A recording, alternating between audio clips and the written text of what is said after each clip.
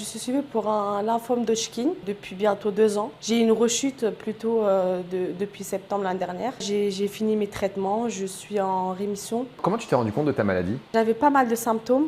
Je l'ai découvert avec un ganglion au cou. J'avais beaucoup de fièvre, beaucoup de démangeaisons, beaucoup de fatigue. J'ai fait plusieurs échographies pour voir ce que c'était au début. Et vu qu'elle grossissait de jour en jour, j'ai dû faire une biopsie. Et après la biopsie, ils ont finalement dit que c'était un cancer d'Hodgkin et on a commencé les traitements. Les symptômes, tu les as eus pendant combien de temps? À l'époque, tu avais quel âge? 21 ans. 21 ans. Quand on a 21 ans, est-ce qu'on se dit, bon bah ok, j'ai une petite boule, est-ce que ça t'a inquiété d'emblée ou tu t'es dit, Au bon, début, je pensais que c'est parce que j'avais mal à la gorge, que je tombais malade, que c'était une petite angine.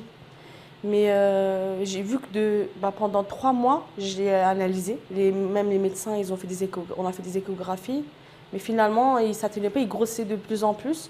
Du coup, j'ai décidé d'aller voir l'ORL et elle a directement fait tous les tests qu'il fallait faire, les scanners, etc. parce que du coup, tu avais le ganglion, mais tu m'as dit que tu avais d'autres symptômes, tu n'avais pas que la boule. En fait, plus le ganglion grossissait, plus j'avais de symptômes de plus en plus.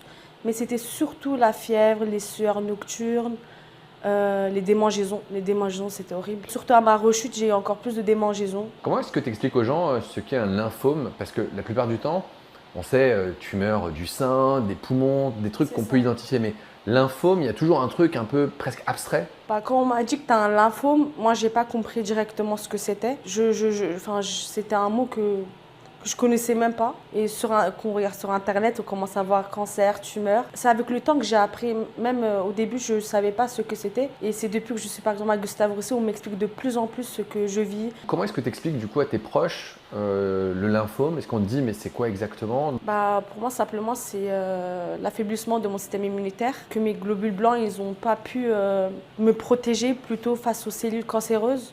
Et du coup, par exemple, pour mon ganglion, on a tous des ganglions au cou, sous les aisselles, à peu près un peu partout, qui permettent de drainer le corps, de drainer les bactéries, les cellules cancéreuses plutôt. Et mon corps, il n'a pas pu me protéger face à ça. Est-ce qu'il y a un moment tu t'es dit mais ce que tu as dit, il y a pas de facteur en particulier, le pourquoi? Le pourquoi, je me suis dit, c'était peut-être parce que si c'était face à un choc émotionnel ou peut-être sur mon quotidien, si j'avais fait des erreurs. Moi, j'avais ma tante qui a eu le cancer du sein, mais je ne voyais pas le rapport avec moi. Tu as des frères et sœurs? Et comment eux, ils ont abordé la maladie? Je ne l'ai pas annoncé directement de toute façon. Je l'ai gardé d'abord pour moi,